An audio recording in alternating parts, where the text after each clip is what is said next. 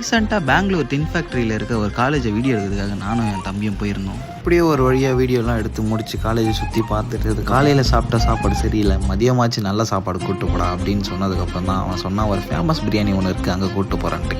அப்படி நாங்கள் வந்த பிளேஸ் தான் மல்லிகா பிரியாணி. ஆனால் இவ்வளோ ஐப்பு கொடுக்குற உள்ளே போய் பார்ப்போண்டா அப்படின்னு சொல்லி உள்ளே போய் பார்த்ததுக்கப்புறம் தான் தெரியுது எல்லாம் க்யூவில் நின்று பிரியாணி வாங்கிட்டு இருக்காங்க. ஏற்கனவே சரியான பசி, ஏன்டா அப்படியே போட்டு வரட்டி எடுக்கிற அப்படின்னு சொல்லிட்டு சரி வேடா நம்மளும் போய் க்யூவில் நிற்கலாம் அப்படின்னு சொல்லிட்டு நானும் தம்பியை போய் க்யூவில் நின்று பில்லை வாங்க நின்றுட்டோம். அதுக்கப்புறம் சரியான ஹைப் கொடுத்துருந்தியே, சரி குறா நானே போய் பிரியாணி வாங்கினேன்னு சொல்லிட்டு ஒரு பிரியாணி வாங்கி அந்த டேபிள் அடைக்கிட்டு அதுக்கப்புறம் டேஸ்ட் பண்ணி பார்த்தா அவன் கொடுத்த ஹைப்புக்கு ஒர்த்தான ஒரு பிரியாணியாக இருந்தது. சரி மட்டனை எடுத்து வச்சு பார்ப்போம்னு சொல்லி மட்டனை கையில் வச்சு பார்த்தா அதுவும் சரியான சாப்பிட்டுங்க. உண்மையாகவே சொல்கிறேன், சீரக சாம்பாலாம் போட்டு மட்டன் பிரியாணி அல்டிமேட்டாக இருந்தது. நீங்களும் கண்டிப்பாக இந்த பெங்களூர் சைடு வந்தீங்கன்னா மறக்காமல் அந்த பிரியாணி டேஸ்ட் பண்ணி பார்த்துருக்கேன்.